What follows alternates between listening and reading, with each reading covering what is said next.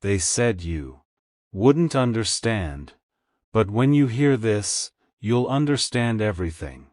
There's a certain kind of knowing that never translates well into words other people can hold on to. You can try to explain it, the reasons, the timing, the quiet certainty underneath a decision that looks, from the outside, like waiting for nothing, and watch the words land somewhere, just short of understood. Not because you explained it badly, because some things were never built to survive translation. They were built to be felt directly. The way a language makes complete sense to the people who grew up inside it, and sounds like static to everyone standing outside the room, no matter how patiently it gets repeated to them. Maybe you've noticed the smaller version of this happening lately, in moments too quiet to mention to anyone, a song stuck in your head for no reason you can trace. One that seems to mean more than a song should. A specific kind of anticipation, right before you check your phone, gone again the second you actually look. A dream you can't remember, by morning except for the feeling that someone was in it, close enough to matter, gone before you could see their face clearly. None of that has been nothing. It has simply been the part of you that already understands something, quietly rehearsing it, long before the rest of you catches up enough to put words to it. It's possible you've already crossed paths without either of you registering it as anything more than background noise, a face in a crowded place, a voice overheard once and then gone, a name mentioned in passing by someone else entirely. Not every frequency announces itself the first time it's struck. Sometimes it takes a second pass, a familiar hum returning in a different room, before either instrument realizes what it just heard. If that's true here, you wouldn't necessarily know it yet. You'd only know that something, somewhere, has already started to feel less like static than it used to, so at some point, probably more than once, someone who loves you looked at what you were doing, or more accurately, at what you weren't doing, the settling you refused, the leaving you wouldn't rush, the hope you wouldn't put down even when it would have been easier to, and told you, gently or not so gently, that you wouldn't understand what they understood, that the practical thing, the reasonable thing, the thing everyone else your age seemed to already be doing, made more sense than whatever quiet certainty you were running on instead. Maybe they said you were too picky. Maybe they asked kindly, or less kindly, when you were going to stop waiting around for something that might not exist. Maybe they simply went quiet in the specific way people go quiet when they've decided arguing isn't worth it anymore, and let you keep going without saying anything else at all. They weren't wrong to worry. Most of them were working from the only kind of evidence they know how to trust. The kind you can point to, measure, explain in a sentence, that holds up under questioning. You were working from something else, something that doesn't show up on that kind of ledger. And there was never going to be an easy way to make the two kinds of knowing sound the same out loud. That isn't a flaw in you, it's just what happens when two different instruments try to read the same music, and only one of them was built to play that particular note. None of that means their voice has to keep living rent-free in your head. Every time you make a choice, that doesn't come with a guarantee attached. You're allowed to have heard them, taken what was useful, and left the rest of the decision for yourself. That's not defiance. That's just what it looks like, to finally trust your own instrument after years of checking it against everyone else's. There's a simple thing that happens with two tuning forks tuned to the same note. Strike one, and even without anyone touching the second, even from across a room, It begins to hum, quietly, almost too quiet to notice at first, but unmistakably there. If you put your hand near it, nothing physical passes between them.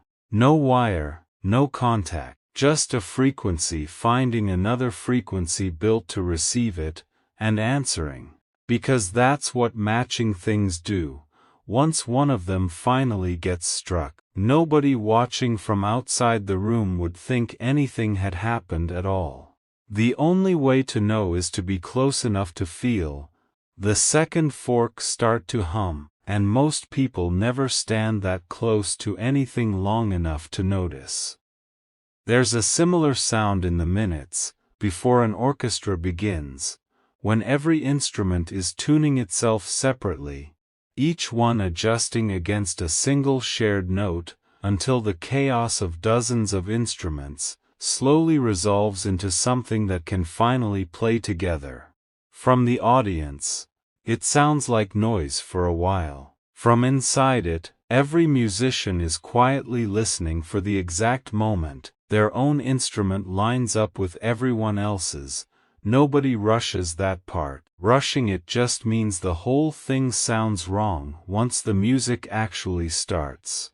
Don't look away yet, because something has been humming quietly on your end of the room for longer than you've let yourself admit. You've felt it in the specific, hard-to-explain ways certainty usually shows up, not as proof, but as a kind of settledness that didn't need proof to feel true. A refusal to lower a standard you couldn't fully justify out loud, a patience that outlasted everyone's advice to move on. A feeling that stayed, instead of fading, the way feelings are supposed to fade, when there's nothing real behind them. You didn't need anyone else to hear it. You only needed it to keep being true, quietly on your end, whether or not anyone around you believed you. You've been tuning your own instrument this whole time, probably without ever calling it that. Every time you chose honesty over convenience, even the small, unglamorous kind that doesn't make a good story afterward. Every time you trusted a quiet certainty over a louder, easier alternative that would have been simpler to explain to everyone watching. Every time you let yourself hope without demanding a guarantee first, even when hoping without guarantees had cost you before. That was tuning. Nobody hands you the finished instrument fully strung. You build it note by note, decision by decision, usually without realizing that's what all that ordinary effort was quietly for. The version of you doing this right now can hold a note. The version of you from a few years ago couldn't have held steady at all. You've gotten better too, at telling the difference between a feeling that's asking you to grow and a feeling that's asking you to shrink. The second kind used to be easier to mistake for love than it should have been. The anxious kind, the kind that needed constant reassurance to stay quiet, the kind that felt like proof simply because it was loud. You don't reach for that kind as easily anymore. You've started recognizing calm as a sign of health, instead of mistaking it for a lack of intensity. And you've stopped needing chaos to convince you something matters. That shift alone took years, more patience with yourself than anyone gave you credit for, and it's part of why you're capable of hearing a quieter frequency now, instead of only ever being able to hear the loud ones. A calmer instrument picks up different notes than an anxious one does. Yours has been getting calmer this whole time, whether or not anyone around you noticed the tuning happening. Somewhere else, someone has been humming too, and hearing the exact same thing from the people around them. They've been told, in their own words and their own version of gentle, that they're holding on to something that isn't there, that they should be realistic, that hope like this eventually curdles into disappointment if you carry it too long, without evidence to back it up. they've nodded along in those conversations the way you probably have.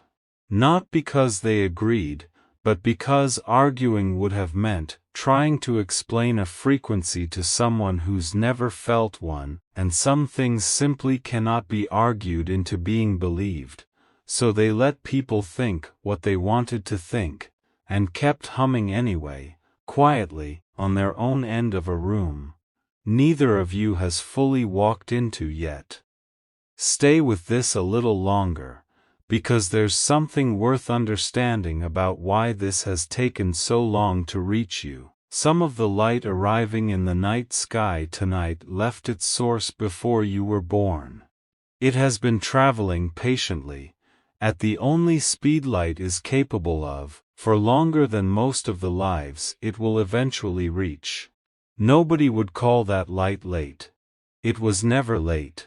It was simply in transit, moving at exactly the speed it was always going to move at, arriving precisely when it was always going to arrive, regardless of how long anyone, on this end, spent waiting for it, or wondering if it existed at all. What's been moving toward you has been doing something similar, on a smaller and much warmer scale. Not delayed, not lost, just still in transit, covering the only kind of distance that was ever actually being covered here, which was never really geographical to begin with. Radio signals sent out into space keep traveling long after the transmission ends, carrying the same message further than anyone who sent it will ever personally follow. Whether or not it's ever received doesn't change what was true the moment it was sent. Something has been sent in your direction for a while now. Whether you've picked it up yet isn't really the question.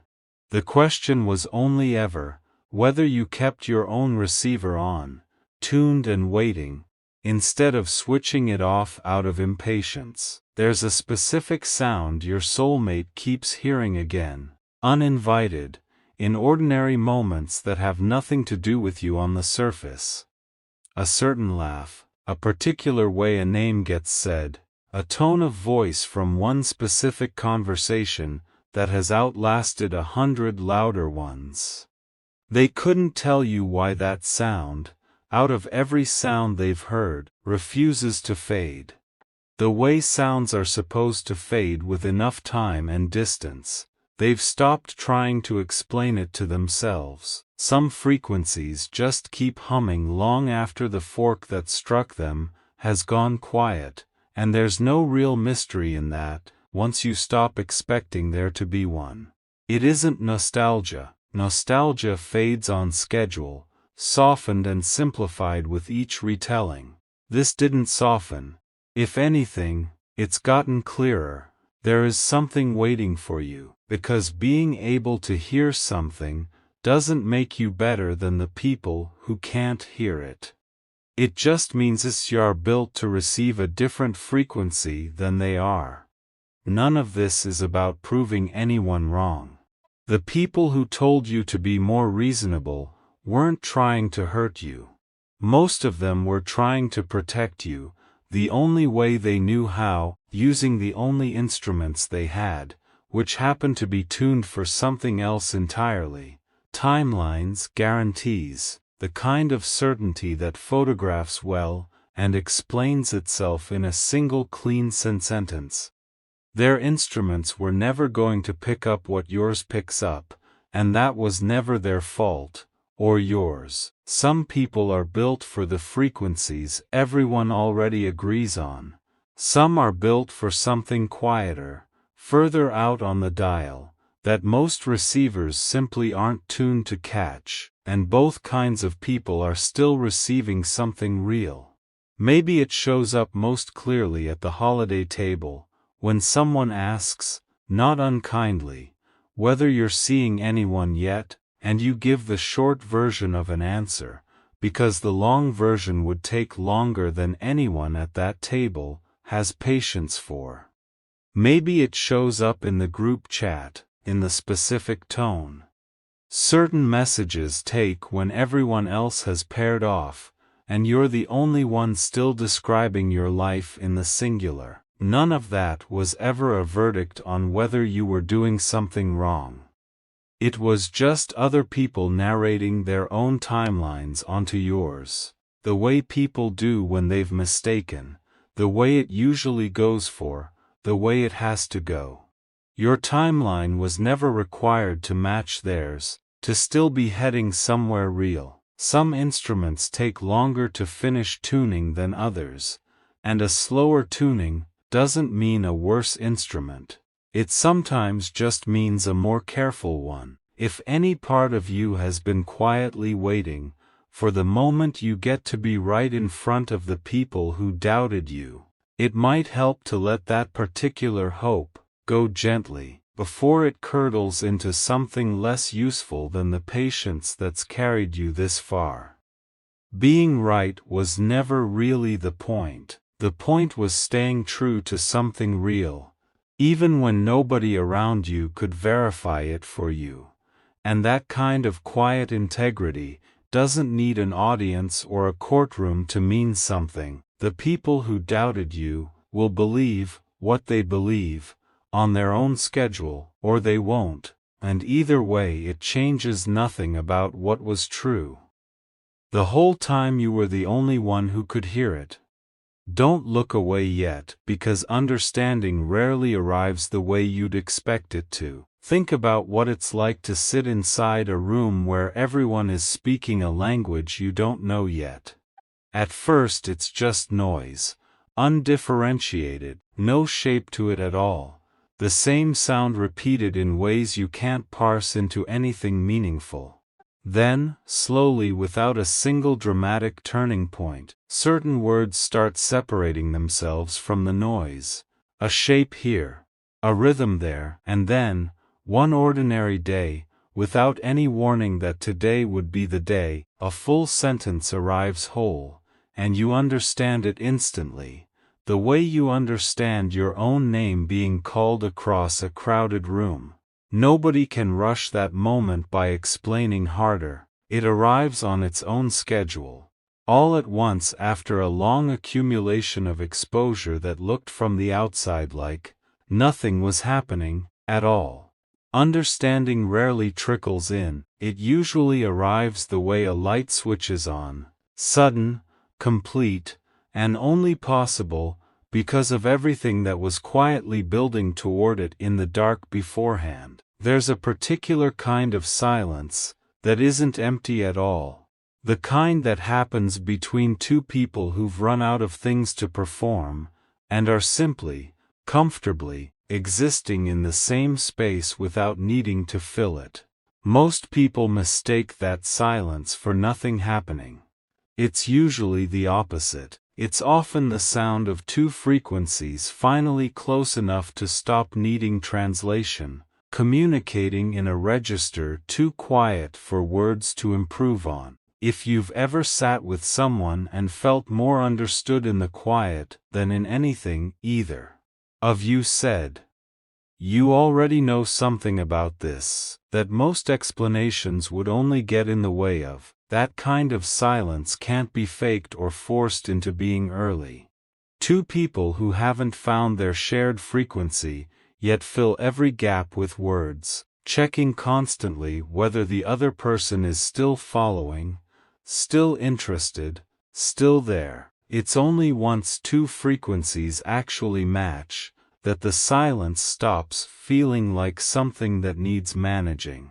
If you've spent your life so far in rooms that always needed filling, that might be part of why this has felt worth waiting for. You weren't waiting for someone to talk to. You were waiting for someone you could finally stop performing for. Stay with this a little longer, because something has quietly shifted in how your soulmate has been carrying all of this. For a long time, the plan, if it could be called a plan, was to keep humming quietly, and let the frequency stay private. Safer that way, less exposed to the specific kind of disappointment that comes from being heard, and then misunderstood anyway. That plan has started to lose its appeal. Somewhere in the last stretch of ordinary days, the fear of being misunderstood started to matter less than the cost of never being heard at all. Those are two very different fears, and only one of them is survivable indefinitely, without quietly costing something important. If some reasonable part of you is sitting with all of this, the way you'd sit with a stranger's confident prediction, curious, a little hopeful, not fully convinced, and unsure whether you should be, that reaction isn't a problem that needs fixing. It's simply what a mind that's learned to protect itself sounds like from the inside, and it's earned the right to stay cautious for as long as it needs to. It's fair to wonder what happens if none of this resolves the way it's being described. It's fair to have been disappointed before by feelings that turned out to be exactly what everyone warned you they were. None of that history disqualifies you from this. It just means you're allowed to hold this loosely, the way you'd hold anything you're hoping is true but haven't confirmed yet, without pretending. The hoping is the same thing as knowing, and without needing to resolve the uncertainty before you're allowed to keep living well inside it. And if you want the fuller truth of it, nobody, including whoever wrote this, can hand you a guarantee that removes all the uncertainty from waiting on something you can't yet prove. That's simply the nature of trusting anything before it's fully arrived. What can be said honestly is that the waiting itself doesn't have to be wasted, regardless of how the rest of it unfolds. A life spent choosing honesty, patience, and your own quiet certainty over easier, noisier alternatives is a well-spent life either way, whether or not it ends exactly the way this story is describing it. There is something waiting for you, because there's something worth saying plainly. Here too, none of this is an invitation to stop listening to the people who love you, or to treat their concern as something to be proven wrong and dismissed.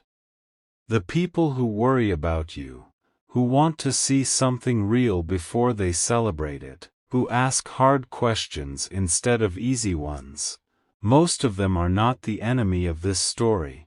They're doing exactly what care is supposed to do, which is occasionally slow you down long enough to make sure what you're trusting deserves the trust.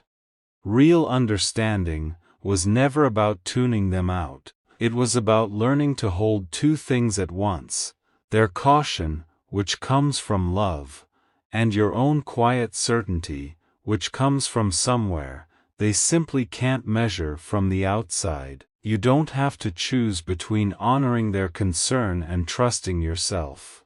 The steadiest people manage to do both at once for as long as it takes.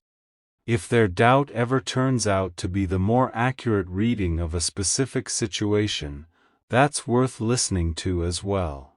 None of this is a reason to override good judgment, yours or theirs. What's being described here isn't a call to ignore real warning signs in the name of destiny. It's simply permission to keep trusting a quiet, patient certainty that hasn't given you any actual reason to abandon it yet, while still keeping both eyes open the whole time. Your soulmate has started rehearsing, quietly, what it might sound like to finally say the true thing out loud instead of just carrying it in the register. Only they can hear. Not a speech. Not anything borrowed from a film. Something closer to sitting across from you and saying, plainly, I know this might sound strange, and I know I can't prove any of it. I just know I've been hearing something for a long time that hasn't gone quiet. And I'd rather tell you that badly than keep not telling you at all. Nothing about those words is trying to be impressive. That's exactly why they'd land the way they're meant to. There's a particular kind of relief that shows up when static finally clears into a signal you can actually make out.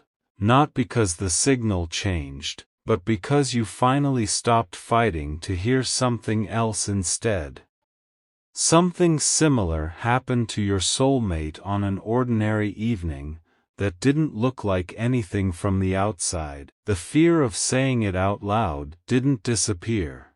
It just stopped being louder than the discomfort of staying quiet indefinitely, and once that balance tipped, it didn't tip back.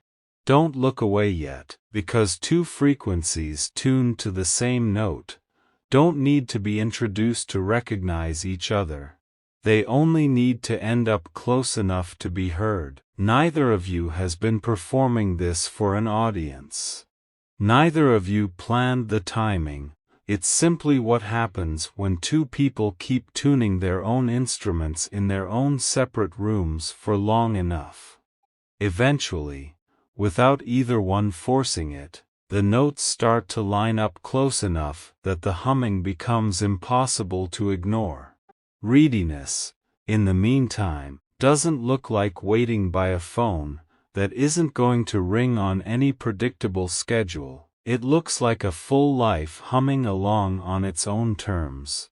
It looks like singing along loudly to something in the car with the windows down, learning the instrument you've always meant to learn, saying yes to the dinner you almost talked yourself out of, letting yourself enjoy an ordinary Tuesday without treating it like a waiting room for something better. None of that is killing time. All of it is what a life sounds like when it isn't holding its breath, and a life that isn't holding its breath is far easier to recognize something real inside of when it finally arrives, than one that's been quietly suspended the whole time.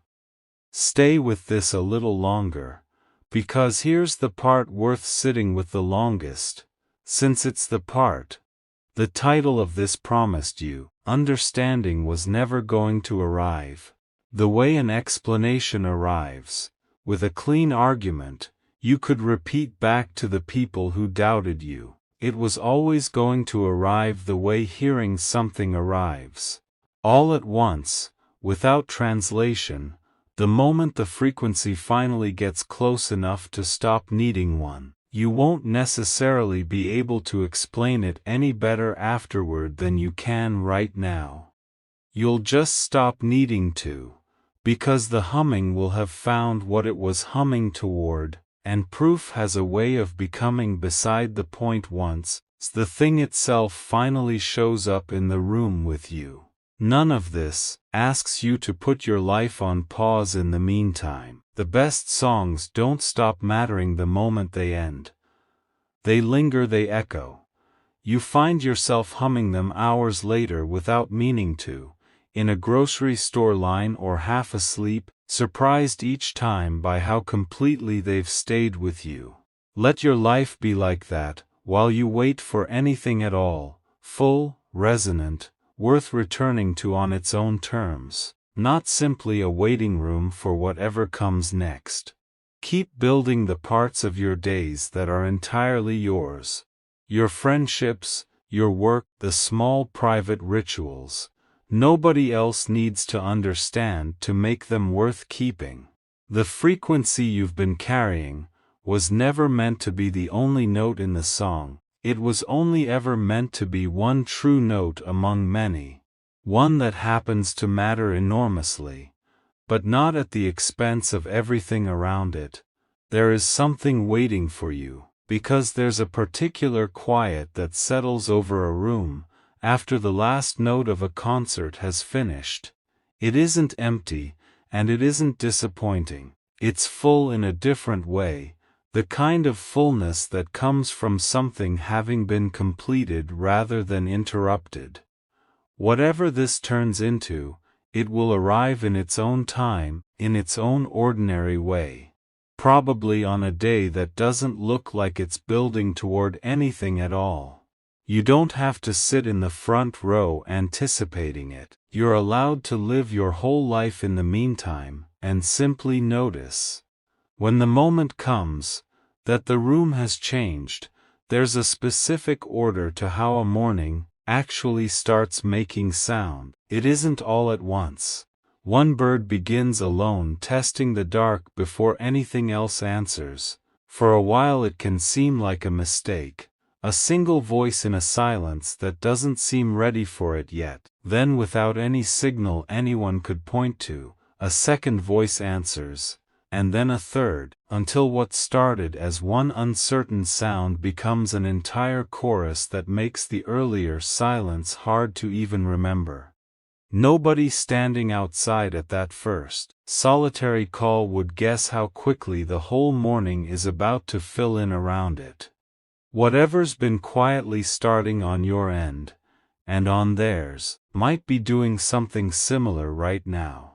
One small, uncertain sound in what still feels like a mostly quiet world, with no way yet to know how soon the rest of the morning is going to answer it. There is nothing here asking you to do anything right now except keep being honest with yourself about what you actually hear, underneath all the advice telling you what you should be hearing instead.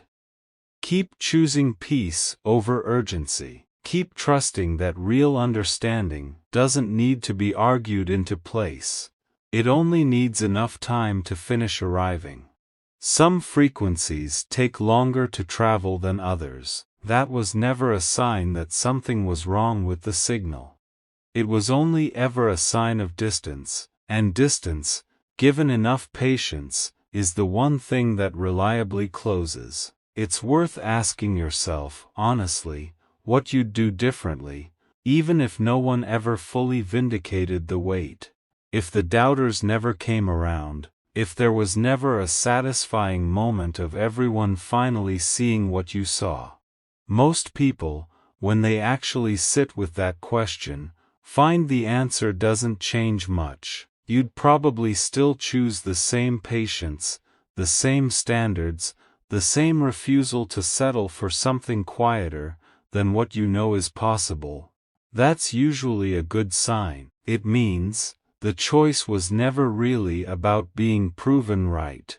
It was about staying someone you could keep respecting in the mirror, regardless of who else was watching, or what they eventually decided to believe. Keep speaking honestly, even when it isn't rewarded right away. Keep choosing the quieter, truer note over the louder, easier one, even on the days it would be simpler not to. Keep believing that being temporarily misunderstood is a small price for eventually being fully heard, by the people who were always going to be capable of hearing you. None of that is wasted effort, no matter how this particular story ends. None of this promises a perfect ending stitched up neatly the way stories like to be told after the fact. Real understanding, once it finally arrives, usually comes with its own new set of ordinary questions. Timing, distance, the practical shape of two separate lives trying to become something shared. That's not a flaw in the story, that's just what it looks like, when something moves from a feeling into an actual life, with actual logistics, lived by two actual people who still have to learn each other slowly, the same way anyone does, no matter how certain the frequency felt beforehand.